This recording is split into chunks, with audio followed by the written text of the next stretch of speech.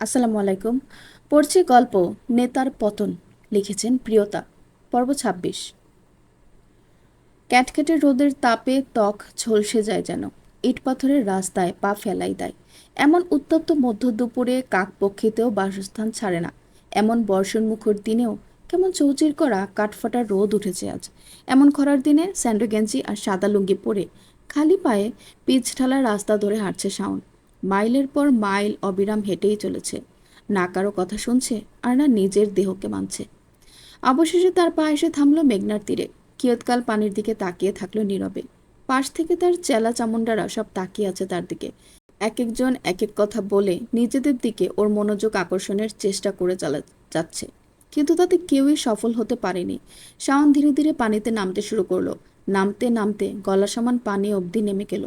তার পেছনে তার চেলারাও দৌড়ে নেমে গেল পানিতে, যেন হ্যামিলনের বাসিওয়ালার গল্পের পুনরাবৃত্তি। শান্ত কিন্তু কঠিন গলায় শাওন চেঁচিয়ে বলল, আজ থেকে এক অন্য শাওনকে দেখবি তোরা। আজ থেকে শাওন আর কাউকে ভয় পায় না, আর কারো অর্ডারের তোয়াক্কা করে না। শাওন আজ থেকে একা, একলা। শাওন নিজেই নিজের জন্য যথেষ্ট। কারো প্রয়োজন নেই ওর, কারো না। কথাগুলো বলে আগে কাঁপতে থাকে শাওন। আচমকা হাসে সে। পেস্ট্রি এক হাসি। সেই হাসিতে নেই মায়া, নেই বিদ্রুপ। কেমন একরাশ ধ্বংসের ছায়া লেগে আছে যেন। বিরতি নিয়ে শাওন আবারও বলে, আজ এই মেঘনার পানিতেই ভাসিয়ে দিয়ে গেলাম সেই পুরনো শাওনকে। এই রাজ্যও আমার, আর রানীও আমার হবে। এই সব কিছুতে থাকবে একমাত্র এই শাওনের আধিপত্য। কথাটা বলেই ডুব দেয় সে পানিতে, যেন সত্যি নিজের পুরনো সত্তাকে ধুয়ে দিতে চাইছে আর নতুন করে শুরু করতে চাইছে সব। তার কিছু ছেলেরাও এই একই আশা ছিল বহুদিনের। সকলের মধ্যেই কেমন এক চাপা উত্তেজনা আর উৎসবের আমেজ তৈরি হলো তার কথা শুনে। ব্যবসা গরমে ঘাড় গলা সব ভিজে চুপচুপ হয়ে আছে জিনিয়ার। গতকাল সারা রাত না ঘুমানোর ফলে বেলা ১২টা পর্যন্ত ঘুমাচ্ছে। এসি অন না করে শুয়েছিল। এই গরমে ফ্যানের বাতাসে তার শরীর শীতল হচ্ছে না, তাই হয়তো ঘেমে নিয়ে এমন একাকার অবস্থা। সকালে রাত্রি কয়েকবার এসে উঁকি মেরে গেছে, কিন্তু জিনিয়া জাগেনি বলে সেও আর ডাকেনি। তবে বেলা বেশ গড়িয়ে যাওয়ায় এবার ডাকতে এসেছে। এসেই এমন অবস্থা দেখে আফসোসে মরছে সে। কেন সে এসিটা মনে করে অন করে দিয়ে গেল না? তাহলে তার এভাবে ঘেমে নিয়ে একাকার হতে হতো না মেয়েটাকে। রাত্রি নরম গলায় ডাকলো, জিনি, ওঠো। অনেক বেলা হয়ে গেছে। এত ঘুমালে শরীর খারাপ লাগবে তোমার। উঠে পড়ো তো। আদরে ডাকে চোখ খোলে না জিনিয়ার। বেগ হরে ঘুমাচ্ছে সে। রাত্রি বেশ সময় নিয়ে অনেকক্ষণ ডাকাডাকি করে তুলল ওকে। জিনিয়ার সে কি রাগ, তাকে কেন জাগিয়ে দিল? সবাই ওর সুখের দুশ্মন। ওকে কেউ শান্তিতে থাকতে দেখতে পারে না। এমন নানা রকম আবল তাবল বকতে বকতে ওয়াশরুমে চলে গেল সে। আর রাত্রি সেগুলো শুনতে শুনতেই বিছানা গুছিয়ে নিচে নেমে এলো। জিনিয়া বড্ড বাচ্চা মানুষ এখনো। সারাক্ষণ এমন আবল তাবল বলতেই থাকে। তাই হয়তো তার কথা তেমন করে বাসার কেউ পাত্তাই দেয় না। ফ্রেশ হয়ে নিচে নামতেই জিনিয়া টের পায় বাসায় কিছু একটা অস্বাভাবিক লাগছে। চলন্ত পা দুটো কয়েক সেকেন্ডের জন্য থেমে যায়। তারপর সে আবারও চলতে থাকে আপন গতিতে। চঞ্চল পাঁচরে এসে থামলো ডাইনিং এরিয়ার বিশাল ওভাল টেবিলের সামনে। টেবিলের উপর থেকে লাল টুকটুকে একটা আপেল তুলে তাতে কামড় বসালো। সতর্ক চোখ দুটো ঘুরিয়ে ঘুরিয়ে দৃশ্যমান পুরো ঘরটাকে পরখ করছে সে। গেটের দিকে চোখ পড়তেই কপাল কুঁচকে এলো ওর। সদর দরজা পেরিয়ে ভেতরে ঢুকে আসছে একজন জীর্ণ শীর্ণ গঠনের ছেলে, হাতে বড় বড় বাজারের ব্যাগ। জিনিয়া ক্ষণকাল তার দিকে স্পষ্ট দৃষ্টিতে তাকিয়ে থেকে ভাবতে লাগলো, এই ছেলেকে আগে তার বাসায় কখনো কি দেখেছে? এমন কিছু মনে পড়ল না তার। জিনিয়া পায়ে পায়ে ছেলেটির দিকে এগিয়ে গেল। জিনিয়া সামনে আসতেই অস্পষ্ট হাসে ছেলেটা। ওকে পাশ কাটিয়ে ব্যাগ নিয়ে ভেতরে প্রবেশ করার পথেই জিনি আটকে দেয়। তারাও। ছেলেটার পা থেমে যায়, কিন্তু ওর দিকে মাথা ঘুরায় না। জিনিয়া ঘুরে আবারও ছেলেটার সামনে গিয়ে দাঁড়ায়। কে তুমি? এখানে ঢুকলে কিভাবে? হাতে কি তোমার? জিনিয়ার এভাবে পরপর প্রশ্ন ছুড়ে দেওয়ায় সামান্য অপ্রস্তুত হয়ে পড়ল ছেলেটি। তার চেহারায় দৃশ্যমান হলো আতঙ্ক আর ভয়। ছেলেটা ঠোঁট নেড়ে কিছু বলার আগে পেছন থেকে ওর বাবা বললেন, এবারের নতুন সদস্য। জিনিয়া ঘাড় বাঁকিয়ে তাকালো সেদিকে। সিঁড়ি বেয়ে নামতে নামতে অত্যন্ত গুরুগম্ভীর গলায় কতটুকু বললেন তিনি। জিনিয়া সংশয়ে ফের ফিরে তাকায় ছেলেটার দিকে, আরেকবার বাবার দিকে। আমাদের কাউকে প্রয়োজন ছিল না তো? বাসার বাইরের কাজগুলোর জন্য ওর সাহায্য দরকার। একদিনই তো কয়েকটা পার্সেল আসে বাসায়, সেগুলো গেট থেকে রুম অব্দি আনার জন্য তো কাউকে চাই। জিনিয়ার অতিরিক্ত শপিংয়ের নেশার জন্য তার বাবা যে তাকে খুব সূক্ষ্মভাবে খোঁচা মেরে দিলেন, সেটা সে টের পেল ভালো করেই। চুপসে যাওয়া চেহারা নিয়ে সেখান থেকে আপাতত প্রস্থান নেওয়াই শ্রেয় মনে হলো ওর। থমথমে মুখে দিগন্তের দিকে তাকিয়ে আছেন জহির সাহেব। চোখে মুখে এক ভিন্ন রূপ আতঙ্কে ফুটে আছে। চোখে মুখে একটা চোরা ভাব বিরাজমান। দিগন্ত কপালে আঙ্গুল স্লাইড করে নিজেকে স্থির করার চেষ্টা করলো। ভেতরে ভেতরে তীব্র রাগে ফেটে পড়ছে সে, কিন্তু মুখে কৃত্রিম হাসি। পাশেই ফাইল হাতে মুয়াজ দাঁড়িয়ে শক্ত চোয়ালে তীক্ষ্ণ দৃষ্টি নিক্ষেপ করে আছে জহিরের উপর, যেন সুযোগ পেলেই তাকে খুবলে খাবে সে। জহির সাহেবকে উদ্দেশ্য করে দিগন্ত বলল, কি ব্যাপার মিস্টার জহির, এসিটাকে একটু বাড়াবো? শীতাতপ নিয়ন্ত্রিত কক্ষেও ঘামছেন। Is everything okay? Zahir sahib অনুভব করলেন তার হাত পায়ের তালু ঘামছে, কপালেও জমেছে বিন্দু বিন্দু ঘাম। চেনা কোনো বিপদ সংকেত কানের পাশে দামামা বাজাচ্ছে যেন। নিজেকে জোর করে শক্ত করতে চাইলেন তিনি। চোয়াল শক্ত করে বললেন, এখনো পর্যন্ত তো সব ঠিকই আছে, কিন্তু কতক্ষণ ঠিক থাকে সেটা বোঝার বিষয়। দিগন্ত টেবিলে হাত রেখে ঝুঁকে বসলো জহির সাহেবের দিকে। ও কাম অন মিস্টার জহির, একজন আইনজীবীর মুখে এমন কনফিউজিং কনফিউশন একদমই ভালো লাগে না। Be clear. হাতের ফাইলটা খুলে জহির সাহেবের সামনে রাখলো মুয়াজ। গম্ভীর কণ্ঠে বলল, এটা এক্সপ্লেইন করেন। মুয়াজের কথায় ফাইলে চোখ বোলালেন জহির সাহেব। সেখানে কুরবান খাঁর সাথে তার কন্ট্রাক্ট রেকর্ড, তাদের মিটিংয়ের ছবি, সবকিছু খুব সুন্দর আর স্পষ্ট করে নথিবন্দি করা হয়েছে। অবিশ্বাস্য চোখ বড় বড় হয়ে গেল তার। ঠিক এই ভয়টাই পাচ্ছিলেন তিনি। ফাইল থেকে চোখ উঠিয়ে তাকালেন দিগন্তের দিকে। দিগন্ত ঠায় তাকিয়ে হাসছে। শুকনো ঢোক গিললেন জহির সাহেব। আজ কি তবে সব শেষ? জহিরকে নিশ্চুপ থাকতে দেখে চোয়াল শক্ত হয়ে ওঠে দিগন্তের। দাঁতে দাঁত পিষে সে বলে, কথা বের হচ্ছে না কেন? ভয়ে? তখন মনে হয়নি দিগন্ত জেনে যেতে পারে? দিগন্তের চোখের আড়ালে কিচ্ছু যায় না, কিচ্ছু না। জয়ের হাতের রুমালে কপালের ঘামটুকু মুছে বলেন, তুমি ভুল বুঝছো, আমি এমন কিছুই করিনি যাতে ভয় পেতে হবে। দিগন্ত শ্লেষাত্মক হাসল। আচ্ছা, তাহলে এসি রুমেও ঘামছেন কেন? আপনার কি মনে হয় আপনাদের মধ্যে কি কথা হয়েছে সেটা জানতে আমার কতটুকু কষ্ট হতে পারে? সেটা জানা কি আমার জন্য অসম্ভব? না, একদমই না। তোমার জন্য অসম্ভব জিনিস খুব কমই আছে, কিন্তু তুমি আমাকে সত্যিই ভুল বুঝছো। কুরবান খাঁর সাথে আমার তেমন কোনো কথা হয়নি। শুধু বলেছেন দিগন্ত হাইটেক দিয়ে সবাইকে ট্র্যাক করে, সকল পরামর্শ আর সত্যায়িত সব তথ্য আদান প্রদান সে কেবল মেহেরাজের সঙ্গে করে থাকে। সেজন্যই আপনি তাকে সাহায্য করতে পারছেন না। এর মানে কি দাঁড়ায় মিস্টার জহির? আপনি যদি গোপন বিষয়বস্তু কিছু জানতেন তাহলে ডেটা কুরবান খাঁ পর্যন্ত অবশ্যই পৌঁছে দিতেন। আর আপনি নিজেকে আমার অ্যাডভাইজার হিসেবে দাবিও করেন। পিলে চমকে উঠল জহির সাহেবের। দিগন্ত সবটা জেনে সব প্রমাণ জড়ো করেই যে তাকে আজ এখানে নির্জনে ডেকেছে সেটা বুঝতে তার আর বাকি রইল না। গলায় এবার সাপ পেঁচিয়ে ধরেছে মনে হচ্ছে। কণ্ঠভেদ করে একটা শব্দও বেরিয়ে আসছে না। দিগন্তের অগ্নিমূর্তির সামনে নিজেকে এখন অসহায়ের চূড়ান্ত পর্যায়ে মনে হচ্ছে। মুয়াজ কর্কশ কণ্ঠে বলল, জবাব কি আপনার থেকে আসবে নাকি কোনো পন্থা অবলম্বন করতে হবে? জহির, তোর এই নিম্বৈতাল স্বভাব আমার আগে থেকেই বিরক্ত লাগে। জলদি সব উগলে দে, না হয় চল অন্তপুরীতে তোরে নিয়ে একটু রং তামাশা করি। সেখানে তোর আরও বন্ধুবান্ধবও আছে, এই যেমন পলাশ। পলাশের নাম শুনতে আতকে উঠল জহির। তড়িৎ গতিতে তাকালো মুয়াজের দিকে। জহিরের মনে আছে সেদিন দিগন্ত স্টেজ ইনসিডেন্সের পর তাকে আর কোথাও খুঁজে পাওয়া যায়নি। দুবাই ট্যুরে যাচ্ছে এমন একটা মেসেজ ড্রপ করেই শিলাপাতা। সবাই ধরে নিয়েছিল সে দুবাই গিয়েছে, কিন্তু জহিরের মনে খটকা লেগেছিল। আজ বুঝে গেল যে তার সন্দেহ আসলে কতটা সঠিক ছিল। দিগন্ত ব্যঙ্গ করে বলল, আহা মুয়াজ, আমার শ্বশুরমশাই কেমন ভয় দেখাস না তো।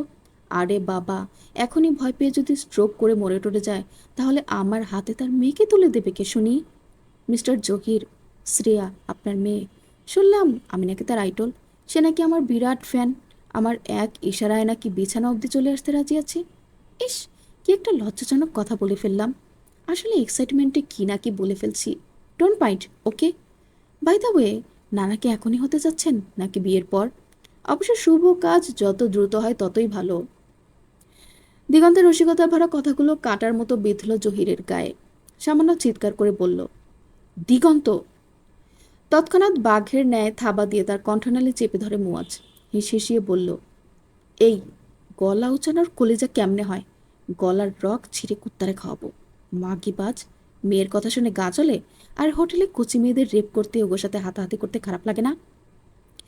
কণ্ঠনালীতে অতিরিক্ত চাপে চোখ বেরিয়ে আসার উপক্রম। আর কিছুক্ষণ এভাবে থাকলে নির্ঘাত প্রাণ যাবে জহিরের। দিগন্ত ধীর পায়ে উঠে আসে, যেন কোনো বিশেষ তাড়া নেই তার। মুয়াজের হাত ধরে ওকে সরিয়ে দেয়। ছাড়া পেয়ে কাশতে থাকে জহির। চোখ মুখ লাল টকটকে। দিগন্ত এক গ্লাস পানি সামনে এগিয়ে ধরে বলে, শুনেছি কোচি ভার্জিন মেয়ে ছাড়া নাকি আপনি ছুঁয়ে দেখেন না। বাবা, খুব ডিমান্ড দেখছি। তা এই বয়সেও এত এনার্জি? আন্টি খুব লাকি বলতে হবে। হাঁপাতে হাঁপাতে পানির গ্লাসটা হাতে নেন জহির। ঢকঢক করে সবটা পানি খেয়ে নেন তিনি। দিগন্ত এবার ঘর কাঁপিয়ে হাসে। এত পিপাসা লাগলো যে পানি পেয়েই গপ গপ গিলে ফেললেন। পানিতে যদি বিষ থাকে, এই আপনার উকিল মস্তিষ্ক। মুয়াজ এখনো রাগে ফুঁসছে, বিড়বিড় করে বলল, উকিল আমার বাল। জহির পড়ল বিপাকে। পানি খেয়েও যেন বমি করে দিতে চাইছেন। তিনি তাকালেন দিগন্তের দিকে, একরাশ অসহায়ত্ব নিয়ে বললেন, দোষ যা সব আমার। আমার মেয়ে তো কিছু করেনি, তাহলে তাকে টানছ কেন? এক্স্যাক্টলি, ইলেকশনে দাঁড়িয়েছে আমি, প্রতিপক্ষ হলাম আমি, তাহলে পিছে লাগার কথা আমার। এখানে জিনিয়াকে কেন টানা হলো? দিগন্ত, আমি জানি তুমি অনেক কিছু জানো, অনেকটা গভীর অবধি জানো, তাই আমার বলার প্রয়োজন বিশেষ নেই। তবুও আমার যা মনে হয় বলছি। শুধু ইলেকশনের জন্যই জিনিয়া বা মেহরাজের পেছনে কুরবান লাগেনি। তাদের মধ্যে অন্য কোনো কারণ আছে, অপ্রকাশিত কিছু। আমি জানি না কি, কিন্তু আমার ধারণা শক্তি আমাকে এটাই বলছে। দিগন্তের কাছে তার এই কথাটা ফেলনা লাগলো না। তার নিজেরও মনে হয়েছে কুরবান খা শুধু ইলেকশনের জন্য এতটা পিছু নেয়নি। শত্রুতা রাজনীতি ছেড়ে ব্যক্তিগত মোড় নিচ্ছে। মুখাবয়ব না পাল্টে শক্ত চোয়ালে সে বলল, আচ্ছা, আর কি বুঝলেন মিস্টার জহির? আমি জানতে আগ্রহী। জহির সাহেবের মনে হলো দিগন্ত হেয়ালি করছে, তবুও বললেন, সে সরাসরি কাউকে আক্রমণ করবে না। তার লক্ষ্য শুধু নিজের গতি। সে তোমার ক্ষতিও করতে চায় না, শুধু চায় তুমি ইলেকশনে না দাঁড়াও। তোমাকে অন্তত বদনাম করে জনগণের হাতে ছেড়ে দেবে। নিজেকে সাধু প্রমাণের চেষ্টা করছে শুধু। দিগন্ত এবারে চুপ রইল। জহির সাহেব ফের বললেন, সে সবাইকে টাকা দিয়ে কিনতে চাচ্ছে, যারা তোমার আশেপাশে আছে, আর না হয় পরিবার নিয়ে হুমকি দিচ্ছে। পলাশ তার নিজস্ব লোক ছিল বলেছে আমাকে। তুমি পলাশকে গায়েব করে ফেলেছ সেটাও আমাকে বলেছে। আমি তার কথায় রাজি হতে চাইনি, তাই আমাকে। এ পর্যায়ে মাথা নিচু করে ফেললেন তিনি। কম্পিত কণ্ঠে বললেন, হোটেলের ক্লিপ আর গোপন সূত্রে জানা কিছু স্মাগলিংয়ের তথ্য ভাইরালের হুমকি দিয়েছে, তাই আমি। আসলে দিগন্ত ছোট্ট শ্বাস ছাড়ে। বিশ্বাস করলাম, আপনার সব কথা মেনে নিলাম, তবে আপনি আমার গোপন তথ্য পাচারের যে চেষ্টা করেছেন, সেটার জন্য আপনার শাস্তি হওয়া উচিত, তাই না? আপনি আইনের লোক, কারো ব্যক্তিগত ইনফরমেশন লিক করা একটি অতীব বেআইনি কাজ বলে আমার জানা। তা আপনি বলুন তো, কী শাস্তি দেওয়া যায়? যা তোমার ইচ্ছা হয় তাই করো, শুধু আমার পরিবারের সুরক্ষার ব্যবস্থা করে দিয়ে দয়া করে। এটা কি আসামির শেষ ইচ্ছে? ধরে নাও তেমন কিছুই। মুয়াজ বিরক্তির স্বরে কিরমিরিয়ে বলে, এখানে নাটক চলছে। কেবিনময় পিনপত নীরবতা। ডেস্কের ফাইলের পাহাড়ের নিবিষ্ট মনে চোখ বোলাচ্ছে দিগন্ত। অন্যদিকে বাঘের মতো অস্থির হয়ে ঘরময় পায়চারি করছে মুয়াজ। দিগন্ত বিষয়টা অনেকক্ষণ ধরে খেয়াল করলেও এড়িয়ে যেতে চাইছিল, কিন্তু এ পর্যায়ে সে ধৈর্যচ্যুত হয়ে পড়ল। ঠান্ডা আর নির্জীব গলায় বলল, কি হয়েছে তোর? এমন ছটফট করছিস কেন? ওই মেয়ের বাতাস লেগেছে দেখছি। মুয়াজ থমকে দাঁড়িয়ে তীক্ষ্ণ স্বরে প্রশ্ন করল, তুই এটা করলি কেন? দিগন্তের গলায় কোনো ভাবান্তর নেই। কোনটা? ওই অজাতের বাচ্চাটাকে ছেড়ে দিলি কেন? ওকে তো আজ মেরে দেওয়ার প্ল্যান করেছিলাম আমি। রিল্যাক্স মুয়াজ, তুই এতটা হাইপার হয়ে গেছিস কেন? মরার সময়কে চলে যাচ্ছে। মুয়াজ গলার রগ ফুলিয়ে হিসিসি উঠল। ওই জানোয়ারটা একদিন বেঁচে থাকা মানেই আরেকটা তাজা ফুল ঝরে যাওয়া। ওর তো জাস্ট পয়েন্ট কাট করা উচিত। দিগন্তের ঠোঁটের কোণে এক চিলতে পৈশাচিক হাসি ফুটে উঠল। সেই ব্যবস্থা করেই ছেড়েছি। মুয়াজ ব্রুকুচকে তাকালো। মানে? দিগন্ত হাতের কলমটা সরিয়ে রেখে চেয়ারে হেলান দিয়ে বসল। মানে, যে পানিটা ওকে খাইয়েছি তাতে একটা বিশেষ নিউরোটক্সিক ড্রাগ মেশানো ছিল। অ্যাসিডিক ধর্মী এই কেমিক্যালটা ওর শরীরের সেই নার্ভগুলোকে চিরতরে ব্লক করে দেবে, যা একজন পুরুষকে সক্ষম রাখে। এখন থেকে মেয়েদেরও শুধু চোখেই দেখতে পারবে, ছুঁয়ে দেখার ক্ষমতা আর কোনো দিন ফিরে পাবে না। মুয়াজ কিছুক্ষণ স্তব্ধ হয়ে তাকিয়ে থেকে হো হো করে হেসে উঠল। বাহ, গ্রেট! তাহলে তো আরও কটা দিন বেঁচে থাকে ওর জন্য নরক হবে। তিলে তিলে মরবে হিজড়া হয়ে। ব্যাপারটা কিন্তু দারুণ ইন্টারেস্টিং হবে। দিগন্তের কণ্ঠস্বর এখন বরফ শীতল। একবার ভাব, সে তার স্ত্রীর কাছে গেলেও আর কোনো কাজ হবে না। তখন কেমন অসহায় লাগবে তার। আর তার স্ত্রীর চরিত্র তো ভালো না। স্বামীর টাকা দিয়ে সুগার মামি সেজে বসে আছে, নিজেদের জালে এবার নিজেরাই ফেসে মরবে, আমাদের আর কিছু করতে হবে না। এর মাঝে আমার কার্যসিদ্ধি হলেই হলো। ঘুম জড়ানো চোখে এলোমেলো সিঁড়ি বেয়ে নিচে নামছে জিনিয়া। এই মধ্যরাতে ঘুম ভেঙে গেছে তার, গলাটা শুকিয়ে আছে, পানের পিপাসায় মনে হয় মরেই যাবে। পানি নেওয়ার উদ্দেশ্যেই নিচে নেমে আসছিল। ঘুমের মধ্যে মানুষের মস্তিষ্ক ফ্রিজ হয়ে থাকে, তার বেলাতেও তাই হয়েছে। দোতলায় ওর ঘরের পাশের সিটিং এরিয়াতেই পানির ফিল্টার আছে, সেখান থেকেই পানি খাওয়া যেত। ওর ডেস্কের উপরেও পানির পিঙ্ক পাওয়ার পাফ গার্লসের পট আছে, সেটা থেকেও খাওয়া যেত। কিন্তু অলস মস্তিষ্কে উকি দিয়েছে সহজ উপায়, ডাইনিং এরিয়া। তাই ঘুমের ঘোরে হেঁটে হেঁটে ডাইনিং এরিয়াতে পৌঁছে গেছে সে। কোনো রকমে এক চোখ খুলে হাই তুলতে তুলতে এক গ্লাস পানি ঢেলে নিল। পানি খেতে গিয়ে আনমনের সদর দরজায় চোখ পড়ল তার। দরজাটা সামান্য করে এঁটে দেওয়া, কিন্তু লক করা না। ভারী ঘুমটা নিমিষেই ছুটে গেল যেন। চোখ দুটো ঝটপট খুলল, আবারও একটু ঠিক করে দেখতেই বুঝলো দরজাটা খোলা। জিনিয়া অবাক হলো, ঘুমানোর আগে পুরো বাড়ি চেক করে ঘুমায় রাত্রি, কখনো এমন হয় না। আজ কিভাবে দরজা খোলা রয়ে গেল তবে? জিনিয়া একবার ভাবলো এগিয়ে গিয়ে দরজা আটকে দেবে, কিন্তু আবার কি মনে করে আর এগিয়ে দরজা লাগালো না। রান্নাঘরের পাশের ঘরটার দিকে তাকালো। আজ সকালে আসার ছেলেটা এই ঘরেই থাকছে। ঘরের দরজাটা চাপানো, খোলা নাকি বন্ধ সেটা বোঝা যাচ্ছে না। জিনিয়া খেয়াল করে শুনল ফ্যান চলছে, তবে রুম অন্ধকার। জিনিয়ার মনে লক্ষাধিক চিন্তা ভাবনারা ভিড় জমালো। কি করবে সেটা ঠাউর করতেও তার মিনিট 5 লেগে গেল। অবশেষে সে নিজের ঘরে ফিরে যাওয়ার সিদ্ধান্ত নিল। কিন্তু কৌতূহলী জিনিয়ার মন এত সহজেই হার মানার নয়। সে দোতলায় উঠে সিঁড়ির আড়ালে বসে তাকিয়ে রইল দরজায়। তার মন বলছে নতুন ছেলেটাই দরজা খুলে বেরিয়েছে। নিজেকে জাহির করতেই এখানে বসে রইল সে। বসে থাকতে থাকতে কখন যে সেখানে ঢলে পড়ে ঘুমিয়ে গেছে সেটা তার নিজেরও অজানা রইল। ফর্সা সুন্দর স্নিগ্ধ মুখশ্রী, কি সুন্দর টকটকে লাল একজোড়া ঠোঁট, শ্বাস প্রশ্বাসের সাথে হালকা নড়ে উঠছে ছোট্ট কায়া। এই মুহূর্তে তুলার মতো নরম মেয়েটাকে দেখে যে কারো লালসা জাগবে, মন বলবে ছুঁয়ে দেখ। জিনিয়ার সামনে হাঁটুর মুড়ে বসা ছেলেটার বেলাতেও তাই হলো। সে চাইল হাত বাড়িয়ে জিনিয়ার চোখের উপর পড়ে থাকা চুলগুচ্ছ সরিয়ে দিতে, কিন্তু নিজেকে এই অযাচিত কাজ থেকে বিরত রেখে শুধু চেয়ে রইল ঘুমন্ত নিষ্পাপ রূপবতীর দিকে। এই সৌন্দর্য দেখার তৃষ্ণা যেন আজীবন মিটবার নয়। পর্ব 27। সোফায় চিৎপটাং হয়ে শুয়ে আছে জিনিয়া, সমস্ত শরীর ব্যথায় শিরশির করছে। রাতে ওভাবে সিঁড়িতে কতক্ষণ ঘুমিয়েছে জানে না। যখন ঘুম ভেঙেছে তখন চারিদিকে প্রায় আলো ফুটতে শুরু করছে। উঠে গিয়ে রুমে শুলেও আর সেভাবে ঘুম হয়নি। এর মধ্যে সে আবিষ্কার করেছে তখন দরজাটা ভেতর থেকে লক করা ছিল। সোফায় পড়ে পড়ে গত রাতের কথা ভাবছে। পুরো বিষয়টা বড্ড মিস্টেরিয়াস লাগছে। কেমন এক রহস্যের জালে যেন সব জটলা পাকিয়ে গেছে। অনেক কিছু আন্দাজ করা গেলেও কিছু নিশ্চিত হয়ে বলা যাচ্ছে না। এদিকে সকাল থেকে সেই ছেলেটাকেও ও দেখছে না। জিনিয়ার আকাশ পাতাল সমান কল্পনার জগৎ ঠেলে ভেসে এলো একটি কণ্ঠস্বর। আপা যান, আপনারা রাত্রি আপা ডাকে। কণ্ঠস্বর অপরিচিত, সাথে সম্বোধনও নতুন লাগলো জিনিয়ার। ভাবনার সুতো ছিঁড়ে পাশে তাকাতে দেখলো নতুন ছেলেটা দাঁড়িয়ে দাঁত কেলিয়ে তার দিকেই তাকিয়ে আছে। জিনিয়া উঠে বসলো। ঘাড়ের রগে টান লাগলো বোধ হয়। ঘাড় চেপে ধরেই সোজা হয়ে বসলো সে। কপাল কুঁচকে বলল, আপা ঠিক আছে, কিন্তু জান আবার কি? শুধু আপা ডাকবে? আপা চান শুনতে কেমন বিশ্রী লাগে। ছেলেটা এদিক ওদিক মাথা দুলিয়ে সায় জানালো, জি আপা। এটাও ভালো লাগছে না, বলো আপু। জি আচ্ছা আপু। সব কথার সামনে জি লাগাও কেন? আমি মরব নাকি? এই, তোমার বয়স কত? জি 19 বছর। আমার চেয়ে 2 বছরের বড়, বেশি বড় না। জি জি করবে না, স্বাভাবিকভাবে কথা বলবে। জি আচ্ছা। জিনিয়ার এবার বিরক্ত লাগলো। এতবার করে বোঝালো জি জি বলবে না, কিন্তু ছেলেটা ফের সেই একই কথা বলছে। জিনিয়া ছোট্ট শ্বাস ছেড়ে নিজেকে স্বাভাবিক করে বলল, নাম কি? টিপু। আচ্ছা, তা টিপু, তুমি সিগারেট খাও? টিপু যেন আকাশ থেকে পড়ল। হাসি হাসি মুখটা নিমিষেই চুপসে গেল। গালে হাত দিয়ে তওবা করে বলল, জি না আপু, আস্তাক ফিরুল্লাহ, আমি এসব ছুঁয়েও দেখি না।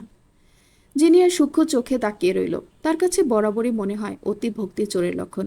জিনিয়া বিরক্ত হলেও সেটা অপ্রকাশ্য রেখে ফের সোফায় গা এলিয়ে দিল। আদেশের স্বরে টিপুকে বলল, রাত্রিপুকে বলো গিয়ে জিনি আপু খাবে না, আর এখন কোথাও যেতেও পারবে না। ছেলেটা অবাক নেত্রে গোল গোল চোখে তাকিয়ে রইল জিনিয়ার দিকে। হয়তো এমন সরাসরি কথা অমান্য করার বিষয়টা তার হজম হচ্ছে না, কিন্তু জিনিয়ার তাতে কিচ্ছু এসে গেল না। সে নিজের মতো একটু আরাম করে শুয়ে বলল, কি হলো, যাবে? টিপু তড়ি ঘুরিয়ে মাথা উপর নিচ তাকিয়ে হ্যাঁ বোঝালো। তাৎক্ষণিক স্থান ত্যাগের উদ্দেশ্যে পা বাড়াতেই জিনিয়া বলল, টিপু, রিমোটটা দিয়ে যাও তো। টিপু পিছু ফিরে তাকালো, ফের আরেক দফা অবাক হলো হয়তো। জিনিয়ার সামনেই রিমোটটা রাখা আছে, একটু ঝুঁকলেই নাকাল পাবে, কিন্তু সেটাও সে করছে না, বরং টিপুকে আদেশ করছে কয়েক কদম হেঁটে এসে তার হাতে রিমোট দেওয়ার জন্য। টিপুকে হ্যামলার মতো দাঁড়িয়ে থাকতে দেখে জিনিয়া বিরক্তি উচ্চারণ করে বলল, তুমি তো দেখছি কথা শোনো না, এত অবাধ্য হলে চলবে? চাকরি করার ইচ্ছে নেই নাকি? ছেলেটা ঝড়ের বেগে এসে রিমোটটা জিনিয়ার দিকে বাড়িয়ে দিয়ে বলল, সরি আপু, আমি বুঝি নাই প্রথমে কথাটা, আর লেগে দাঁড়াইছিলাম। জিনিয়া রিমোটটা হাতিয়ে নিয়ে বলল, ঠিক আছে ঠিক আছে, পরের বার খেয়াল রাখবে, যাও এবার। ছেলেটা মাথা দুলিয়ে আবারও সায় জানিয়ে বিদায় নেয়। এদিকে ছেলেটাকে নাজেহাল করে পৈশাচিক আনন্দ অনুভব হলো বোধ হয় জিনিয়ার। গলা বাঁকিয়ে শয়তানি হাসল সে, বিড়বিড় করল, জিনিয়া হায়রে কে সাথ সাতের বাদী, মেহেঙ্গা পড়েগা বেটা। গলা বাঁকিয়ে শয়তানি হাসি হাসতে হাসতেই রিমোট দিয়ে টিভি অন করলো। অন করতেই টিভির পর্দায় ভেসে উঠল পরিচিত মুখ। পরিচিত, তবে অবিশ্বাস্য এই মানুষটিকে দেখে 440 ভোল্টের শক খেলো মনে হয়। বিদ্যুৎ বেগে উঠে বসলো ও। ঘাড়ের ব্যথাটা এই মুহূর্তে হয়তো আরও অনুভব করতে পারলো না। মুখ হা করে টিভির দিকে তাকিয়ে রইল। টিভিতে ভাসছে শাওনের চকচকে হাসি মাখা চেহারাটা। পার্টি অফিসের সামনে গলায় মালা পরে ব্যান্ড পার্টি নিয়ে মোটামুটি উৎসবমুখর পরিবেশ তৈরি করে ফেলেছে। নিউজ চ্যানেলগুলো যা তথ্য দেখাচ্ছে তাতে বোঝা যাচ্ছে শাওনও এমপি পদে দাঁড়িয়েছে। কিন্তু সেটা কিভাবে সম্ভব? ও তো কুরবান খার লোক, তাহলে ও কুরবান খার বিপরীতে দাঁড়ায় কিভাবে? জিনিয়ার যেন সব তালগোল পাকিয়ে গেল। ও পলক ঝাপটে কয়েকবার তাকালো, সব ঝাপসা লাগছে ওর কাছে। কি থেকে কি হলো? কয়েকদিনও কাউকে ট্র্যাক করেনি দিগন্তের উপর রাগ করে, কিন্তু এখন মনে হচ্ছে বিশাল কিছু মিস করে গেছে। এই মুহূর্তটা ওর জন্য খুব আফসোসের।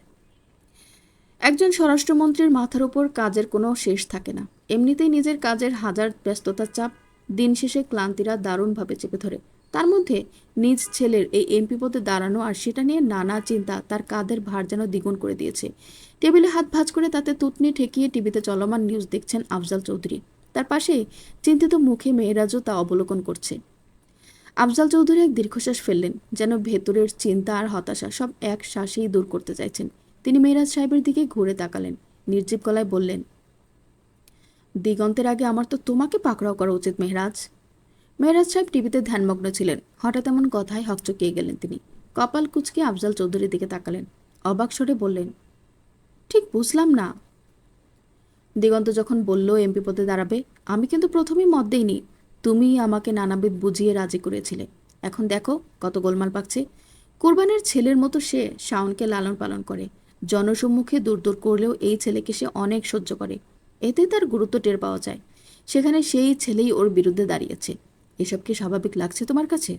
আমার তো লাগছে না। কিন্তু সবচেয়ে বড় কথা হলো দিগন্তের মা, একমাত্র ছেলেকে নিয়ে ভদ্রমহিলা খুব সেন্সিটিভ। কিছু হয়েছে তো আমাকে বাড়াছাড়া করবে। এতক্ষণ খুব মনোযোগ দিয়ে সব কথা শুনলেও শেষের কথাটি শুনে ফিক করে হেসে দিলেন মেহরাজ সাহেব। কপাল কুঁচকে আফজাল চৌধুরী বললেন, লোকের দুঃখে হাসতে নেই মেহরাজ, পাপ লাগে। হাসিটুকু গিলে ফেলে মেহরাজ সাহেব বললেন, কোথায় হাসলাম? তা না হাসলেই ভালো। মেহরাজ সাহেব গম্ভীরতা টেনে নিজের প্রফেশনাল খোলসে ফিরে এলেন। আমি দিগন্তকে দাঁড়াতে বলেছি কারণ ওর মতো স্মার্ট ছেলেদের সংসদের খুব প্রয়োজন। এদেশের মানুষের প্রয়োজন। আর রাজনীতিতে ওর একটা প্যাশন আছে। তুখোর ব্রেইনি এই ছেলেটাকে আপনি জাস্ট ভয় পেয়ে তার প্যাশন ফলো করতে দেবেন না। সেটা কি আদৌ ঠিক হয়?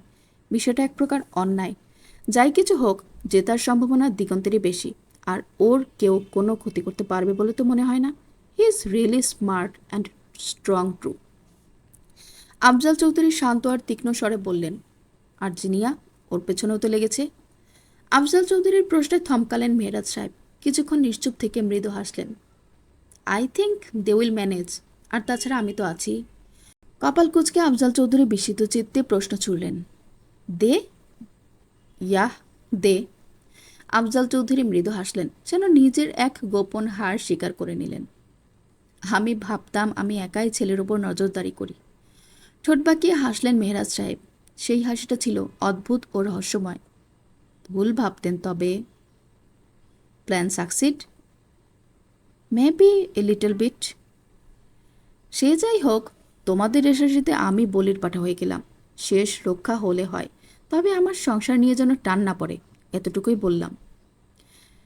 ঘরময় পায়চারি করছে জিনিয়া। ভেতরটা কেমন যেন ছটফট করছে।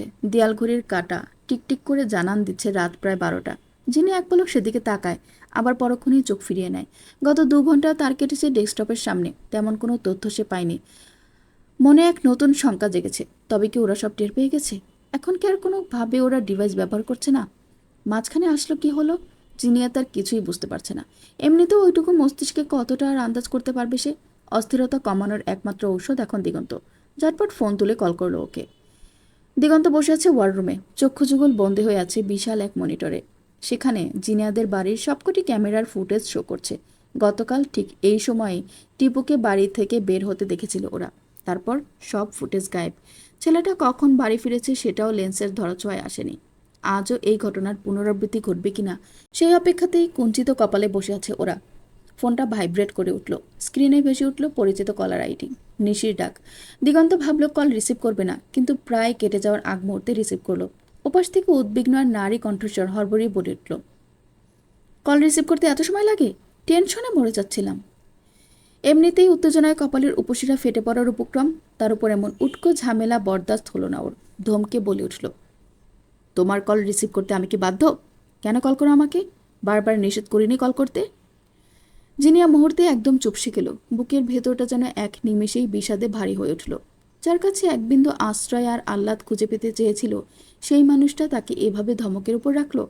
প্রতিটি শব্দ যেন কলিজার এপার ওপার করে দিল। প্রচণ্ড অভিমানে গলার কাছে দলা পাকিয়ে আসা কান্নাটা অতি কষ্টে সামলে নিয়ে শক্ত হয়ে বলল, আপনাকে বিরক্ত করতে আমার বইয়ে গেছে। আমি শুধু জরুরি কিছু তথ্য দিতে চেয়েছিলাম আপনাকে। দিগন্তের দিক থেকে কোনো মায়া ঝরল না, বরং আরও বরফ শীতল শোনালো ওর কণ্ঠস্বর।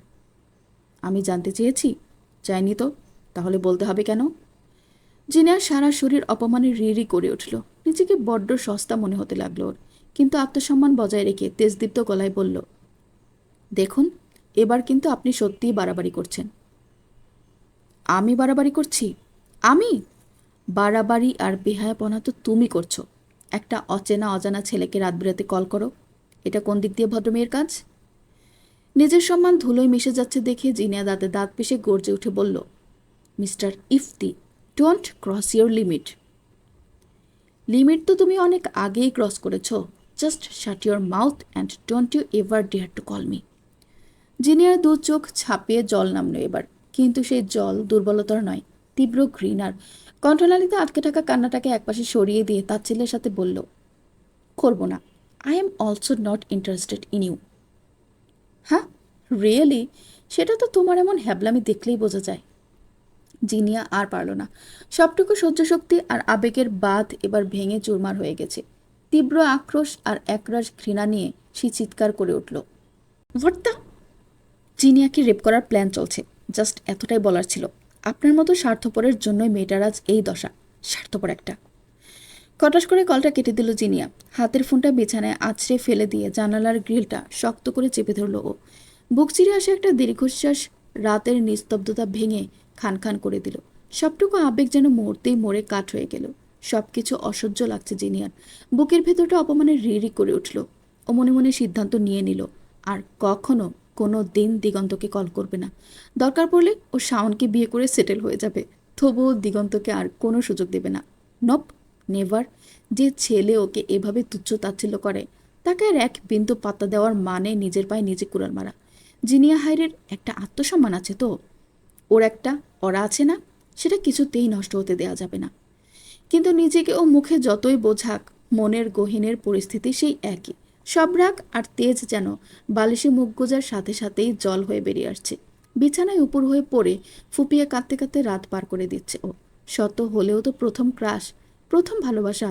মানুষটা যখন এভাবে অবজ্ঞা করে, তখন সেটা মেনে নেওয়া পৃথিবীর সবচেয়ে কঠিন কাজ, একেবারে অসম্ভব। দিগন্ত কিং কর্তব্যবিমূঢ় হয়ে বসে রইল।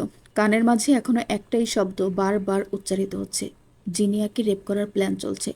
দিগন্তের কায়া জ্বলে যাচ্ছে শুধু কথাটার চিন্তাতেই। আর এমন পরিস্থিতি যদি ঘুণাক্ষরেও তৈরি হয়, তবে ও নিজেও পড়বে, সাথে সবাইকে পোড়াবে। ওর থমথমে মুখ দেখে মুয়াজ বুঝতে চাইল কি হয়েছে। কি হয়েছে? সব ঠিক আছে? দিগন্তের চোখ দুটো রক্তিম লাল হয়ে আছে, মনে হচ্ছে চোখ থেকেই ঠিকরে পড়বে জ্বলন্ত লাভা। মুয়াজ আবারও জিজ্ঞেস করল, বাড়িতে সব ঠিক আছে? দিগন্ত প্রত্যুত্তর করল না। আগের মতোই ফুটছে। মুয়াজের আবার প্রশ্ন, জিনিয়ার কিছু? কথাটা শেষ করতে দিল না দিগন্ত। সামনে চোখ রেখে চাপার আগে ফুঁসতে ফুঁসতে হিসিয়ে বলল, কিছু হলে সব শেষ হয়ে যাবে মুয়াজ।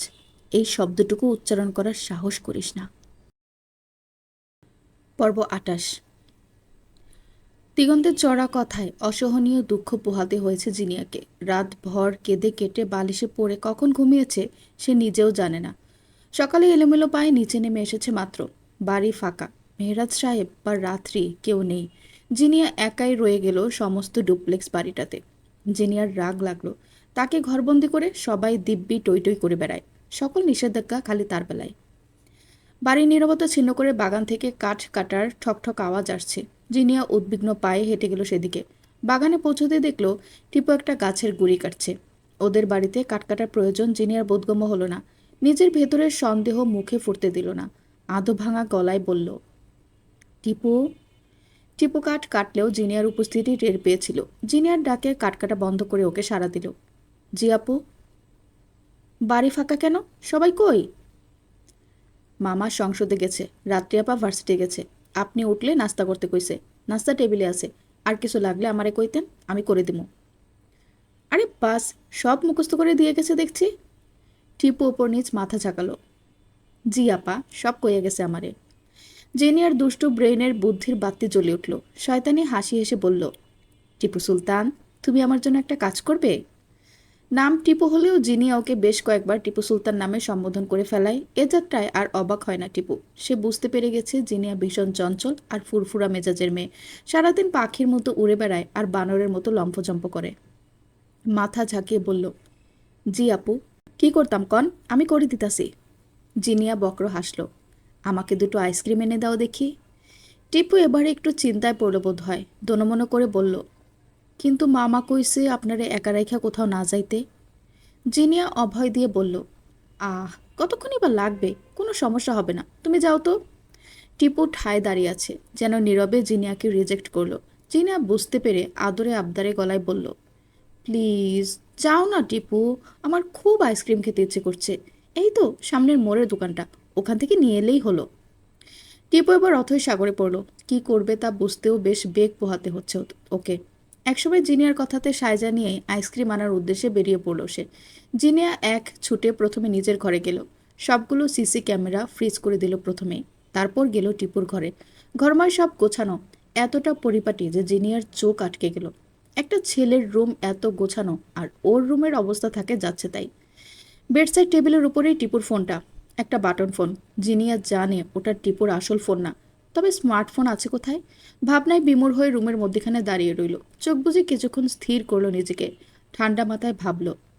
3টে জায়গা সিলেক্ট করলো, ড্রয়ার, ওর ব্যাগ আর বাথরুমের ভেন্টিলেটর। প্রথমে ড্রয়ারে খুঁজবে। ড্রয়ার ধরতে গিয়েও ধরলো না। গায়ের টি শার্টে হাত পেঁচিয়ে সেটা দিয়ে ধরে খুললো। খুব ধীরে প্রতিটা জিনিসের ভাঁজ উল্টে দেখলো। একটা জিনিস এদিক ওদিক হতে দিল না। এরপর ব্যাগ চেক করতে হবে, কিন্তু তার আগে ওয়াশরুমে যাওয়ার প্রয়োজনীয় মনে হলো। ওয়াশরুমের দিকে পা বাড়াতেই খটকা লাগলো। মনে হলো ওর বামে কিছু একটা অপ্রীতিকর আছে। আলতো চোখ ঘোরাতেই কলিজা কেঁপে উঠল। আস্ত এক রামদা, এত বিশাল যে লাগলেই ধর মাথা থেকে আলাদা হয়ে যাবে। রোদের আলো পড়ে রূপালি ঝিলিক মারছে। জিনিয়া আর দাঁড়ালো না সেখানে। সব ঠিক আছে কিনা চেক করে রুমে ফিরে গেল। সকল ক্যামেরা আনফ্রিজ করে দিয়ে সোফায় গিয়ে বসে পড়ল। সারা শরীর মৃদু কাঁপছে তার। ভয়ে আত্মা শুকিয়ে যাচ্ছে, কিন্তু তা প্রকাশের কোনো উপায় নেই। জিনিয়ার স্মৃতিতে ভেসে উঠল গতকাল রাতের সেই লোমহর্ষক অথচ রহস্যময় দৃশ্য। বিছানায় এলোমেলো ঘুমে তলিয়েছিল ও। প্রায় শেষ রাতে নিজের কক্ষে কারো উপস্থিতি টের পেল সে। এত রাতে কে আসতে পারে সেটা নিয়ে মনে শঙ্কা জাগলো। চোখ মেলে তাকাতে চেয়েও তাকালো না। এক তীব্র ভারী পারফিউমের গন্ধ ভেসে আসছে নাকে। নিঃসন্দেহে পুরুষালী পারফিউম। ঘ্রাণটা চেনা কিনা সেটা বোঝার চেষ্টা করলো ও। আস্তে আস্তে পদধ্বনি স্পষ্ট হচ্ছে। মানুষটা ওর খুব কাছে চলে এসেছে। জিনিয়ার হৃৎপিণ্ড যেন বেরিয়ে যেতে চাইছে। নিজেকে জোর করেই ঘুম পাড়িয়ে রাখছে সে। টের পাওয়া যায় সামনের মানুষটি বেশ খানিক সময় ধরে একই জায়গায় দাঁড়িয়ে বা বসে আছে। নড়াচড়ার আর কোনো আওয়াজ নেই। ক্ষণকাল পেরোতেই জিনিয়া তার চোখের উপর হালকা বাতাস অনুভব করল। চোখের ওপর পড়ে থাকা চুলগুলোকে কেউ আলতো ফু দিয়ে সরিয়ে দিয়েছে। জিনিয়া কয়েকবার শুধু পলক ঝাপটালো। এরপর ধীরে ধীরে পারফিউমের ঘ্রাণ মিইয়ে যায়, জিনিয়া বুঝতে পারে যে এসেছিল, সে বিদায় নিয়েছে, কিন্তু লোকটা কে সেটা তার অজানাই রয়ে গেছে। জিনিয়ার মনে সন্দেহ জাগে, টিপু কি রাত বিরাতে কাউকে ভেতরে ঢোকার সুযোগ করে দিচ্ছে? কিন্তু তার কাছে সঠিক কোনো প্রমাণ নেই। টিপুর ফোন নাম্বারটা পেলেও অ্যাক্সেস নিয়ে ট্র্যাক করতে পারত। কিন্তু এখন যা দেখে এসেছে সেটা সব কিছুর ঊর্ধ্বে সবচেয়ে বড় শখ মনে হচ্ছে ওর জন্য। মূর্তির মতো জমে বসে আছে ও। সামনে টিভি চলছে, কিন্তু সেটার কানা করিও সে দেখছে বলে মনে হয় না। টিপু জিনিয়াকে দুটো আইসক্রিম এনে দিয়েছে। জিনিয়া ওকে কিচ্ছু বলেনি, আর না ওর দিকে তাকিয়েছে ভালো করে। সে নানা চিন্তায় মগ্ন হয়েছিল। আজকেও একই কাজ করে বসেছে। অন্যমনস্ক হওয়ায় আইসক্রিম পুরো টি শার্ট জুড়ে মেখেছে। নিজেকে দেখে আজ তার নিজেরই বিরক্ত লাগছে। ধুর তোর, এখন আবার চেঞ্জ করতে হবে। সব কাজে এত কেয়ারলেস কেন আমি? আল্লাহ, এসব কবে ঠিক হবে? ভাল লাগে না। বিড়বিড় করে নিজের সাথে কথা বলতে বলতে উঠে যাচ্ছিল নিজের ঘরের দিকে। অসতর্কতায় আবার পায়ের নখ বাড়ি খেল সোফার কর্নারে। আউচ! পায়ে হাত দিয়ে বসে পড়ল ও। দিগন্ত দৌড়ে এসে জিনিয়ার পায়ের সামনে বসে পড়ল। জিনিয়া হতভম্ব হয়ে তাকিয়ে রইল। ইনি এলেন কোথা থেকে? নখটা কিছুটা উঠে গেছে, রক্ত পড়ছে সে জায়গা থেকে। উদ্বিগ্ন হয়ে দিগন্ত সেটা উল্টে পাল্টে দেখল। জিনিয়ার গলার ওড়নার কোনা টেনে ধরল ও। জিনিয়া খপ করে ওড়নাটা চেপে ধরল। মনে মনে ভাবল, বলা নেই কওয়া নেই, কোত্থেকে উদয় হয়ে আবার ওড়না টেনে ধরছে? এই কেমন অসভ্যতা! দিগন্ত ওর দিকে তাকালো। এক বিরক্তির চাহনি নিক্ষেপ করে ওড়নাটা একটু জোরেই টেনে ধরল। জিনিয়ার হাত ফসকে ওড়না কিছুটা সরেই এলো। সেদিকে আপাতত তাকানোর সময় নেই দিগন্তর। সে ওড়নার কোনা দিয়ে পায়ের নখটা চেপে ধরল রক্ত বন্ধ করার জন্য। জিনিয়া চোখমুখ কুঁচকে তাকিয়ে রইল। ও প্রশ্ন করার জন্য মুখ খোলার আগেই উদ্বিগ্ন স্বরে দিগন্ত বলল, এত দুষ্ট হয় কেমনে মানুষ? 2 মিনিট স্থির থাকতে পারো না তুমি? জিনিয়ার মেজাজে এমনিতেই লঙ্কাকাণ্ড, তার উপর দিগন্তের এই শাসন বারণের বাক্য ওর ভালো লাগলো না। কড়া গলায় বলল, তাতে আপনার কি? দিগন্তের এমন স্বাভাবিক কথাতেই জিনিয়া তেতে গেল কেন সেটাও বুঝতে পারল না। অবাক হয়ে বলল, মানে আমার কিছু না, তাই বলে ভালো উপদেশ দিতে পারবো না? ঝাঁঝ বেসানো গলায় জিনিয়া বলল, না, আমি চেয়েছি উপদেশ। ভালো কথার তেরা জবাব দিগন্তের মতো তেরা স্বভাবের মানুষের পক্ষে মেনে নেওয়া বেশ কঠিন বিষয়। দাঁত কিরমির করে ও বলল, আস্ত বেয়াদ্দপ। কি বললেন? বলেছি বেয়াদ্দপ। তুমি একটা মহা বেয়াদ্দপ মেয়ে। বলুন ইউএস। দিগন্ত অবাক চিত্তে বলে, হোয়াট? জিনিয়ার কথা বাড়ায় না, ভেঙচি কেটে মুখ ফিরিয়ে নেয়। পা টেনে নিতে চাইলেই দিগন্ত চেপে ধরে। পায়ের আঙ্গুল থেকে কাপড় সরালে বুঝতে পারে রক্ত আর পড়ছে না। সে জিনিয়ার দিকে তাকিয়ে বলে, ফার্স্ট এড বক্স কই? আপনি এখানে কেন? দিগন্ত হতাশ শ্বাস ছাড়ে। কি জিজ্ঞেস করলাম আর কি উত্তর দিলে? আমার কথার জবাব দিন আগে। আপনি এখানে কেন? একরক্ষা জেডি মেয়েটার সাথে আজ আর লাগতে মন চাইল না দিগন্তের। কিন্তু কেন সে এখানে সেটা বলাও তো যাবে না। বললে এ মেয়ে নতুন করে আরেক লঙ্কাকাণ্ড বাঁধাবে। দিগন্ত মনের মধ্যেই বিস্মিত হলো। সে কি বিচ্ছু মেয়েকে ভয় পাচ্ছে? সিরিয়াসলি? এমন একটা বাচ্চা মেয়েকে ইফতি দিগন্ত চৌধুরী ভয় পাচ্ছে? কি অবনতি! কিন্তু সত্যি যদি দিগন্ত বলে যে সিসিটিভি ফুটেজ ফ্রিজড দেখানোতে ভয় পেয়ে সে পাগলের মতো ছুটে এসেছে, তবে সেটা নিয়ে এ মেয়ে ওকে জ্বালিয়ে মারবে। তার চেয়ে বরং মিথ্যা বলেই সেফ জোনে চলে যাওয়া ভালো। এতক্ষণ চুপ করে চিন্তাভাবনায় মগ্ন হতে দেখে জিনি আবারও বলে, কি হলো বলুন, এখানে এখন কেন এসেছেন? আঙ্কেলের কাছে এসেছিলাম। জিনিয়া দরজায় উকিঝুঁকি মারে। মুয়াজ ভাইয়া কোথায়? দিগন্তের মনে ঈর্ষার আবির্ভাব ঘটে। মুয়াজের সাথে জিনিয়ার অতিরিক্ত মিষ্টি সম্পর্ক ওর গায়ে বিধে। কেন জানে না, অসহ্য লাগে দুটোকে একসাথে দেখলে। দিগন্ত কপাল কুঁচকে বলল, ওকে আমি পকেটে নিয়ে ঘুরি না। আপনি ডোরেমন না যে আপনার পকেটে অত বিশাল একটা মানুষ এঁটে যাবে, সবসময় সাথেই থাকে, তাই জানতে চেয়েছি। দিগন্ত দপ্তর শ্বাস ছেড়ে উঠে দাঁড়ায়। আজ আসেনি, ওর অন্য কাজ আছে। অদৃশ্যে মুখ বাঁকালো জিনিয়া। আদতেও মুখ বাঁকানোর মতো কিছুই ঘটেনি, কিন্তু তবুও স্বভাবগত আচরণের কারণে তা সে করল। কাঠগলায় বলল, পাপা বাসায় নেই, আপনি তবে আসেন এখন। জিনিয়ার কথাটাকে পাত্তা না দিয়ে দিগন্ত ফের বলল, ফার্স্ট এড বক্স কোথায় বলবে, নাকি হসপিটালে যাবে? জিনিয়া বিরক্তিতে কপালে ভাঁজ ফেলল। জোর জবরদস্তি ওর মোটেও পছন্দ না, অথচ আজকাল ওর সাথে সেটাই বেশি হচ্ছে। ওর মতামতের কেউ ধার ধরছে না, যার যা ইচ্ছা ওকে দিয়ে করিয়ে নিচ্ছে। এই কেমন বিচার? না, এই কিছুতেই সহ্য করবে না জিনিয়া। ঠোঁট বাঁকিয়ে করা দুটো কথা শোনাতেই যাচ্ছিল, তখনই দিগন্ত ওর ওপর থেকে নামার সিঁড়ির দিকে তাকিয়ে বলল, তুমি টিপো? দিগন্তের দৃষ্টি অনুসরণ করে জিনিয়াও তাকালো। টিপু দাঁড়িয়ে আছে, গলায় গামছা ঝুলছে। এক হাতে ছোট্ট বেলচা আর অন্য হাতে কাদামাটি মাখানো বালতি।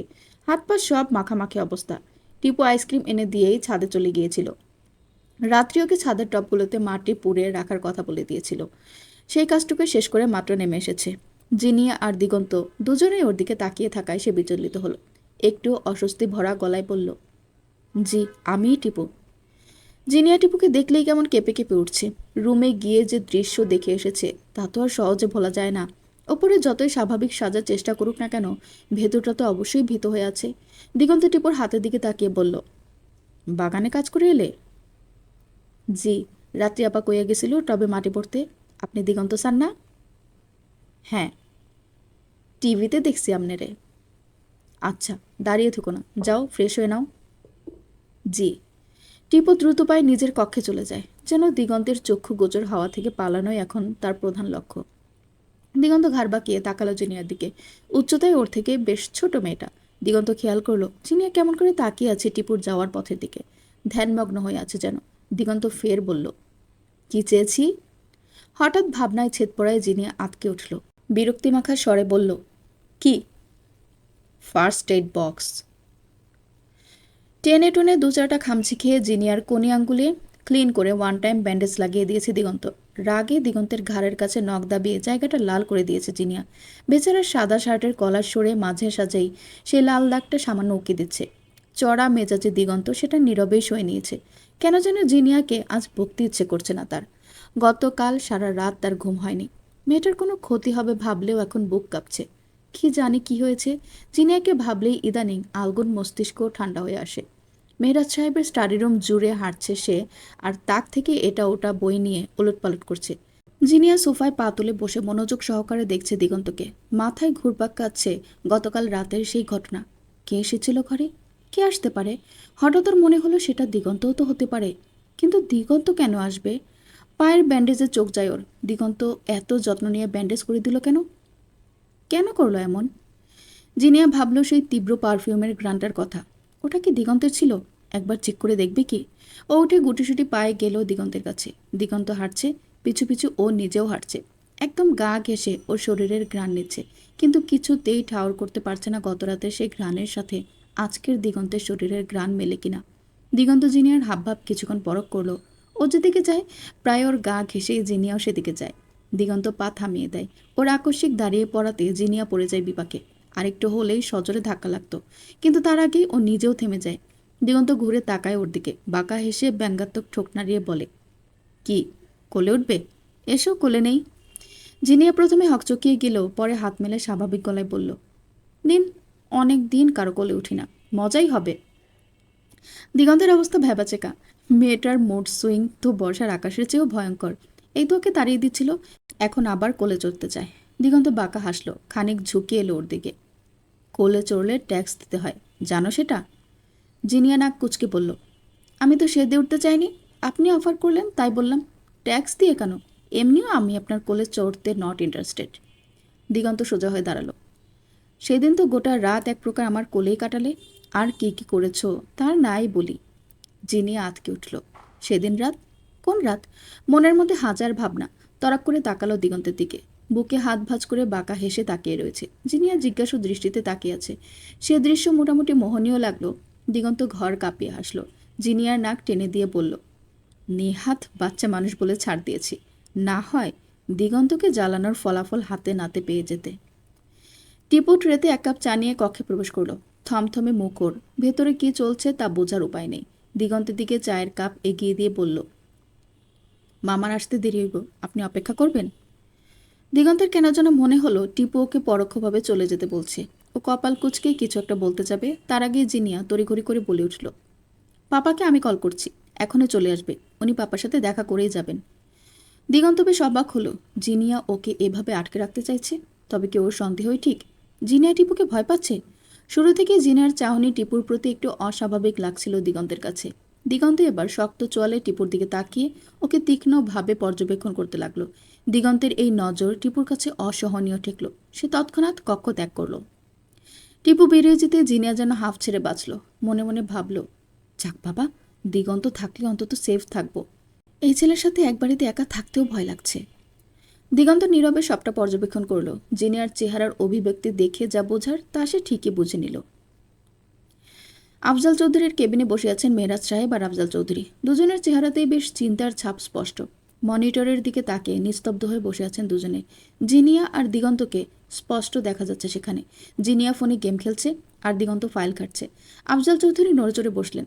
চেয়ারের পেছনের দিকে পিঠ হেলিয়ে বললেন, তুমি কিন্তু মেয়েটার জীবন নিয়ে খেলছো মেহরাজ। পাক্কা 10 মিনিট ক্যামেরাগুলো ফ্রিজ ছিল, কিন্তু তুমি এখান থেকে এক চুল নড়লে না। আমারই টেনশনে আত্মা বেরিয়ে যাচ্ছিল। মেহরাজ সাহেবও আয়েশি ভঙ্গিতে বসলেন। নির্লিপ্ত গলায় বললেন, দিগন্ত গেল তো? আর যদি না যেত, যদি কিছু হয়ে যেত? আমি জানতাম ও যাবে, আর জিনিয়ার কিছু হওয়ার প্রশ্নই ওঠে না। এতটা শিওর হচ্ছ কিভাবে? সে গল্প না হয় অন্যদিন করব, আজ উঠি, বাচ্চা দুটো অপেক্ষা করছে। উঠলাম, কেমন? শুনলেন প্রিয়তাপু লেখা নেতার পতন গল্প থেকে পর্ব 26, 27, 28। গল্পটি পরবর্তী পর্বগুলো শুনতে চাইলে অবশ্যই চ্যানেলটিকে সাবস্ক্রাইব করে আমার সাথেই থাকুন। ধন্যবাদ।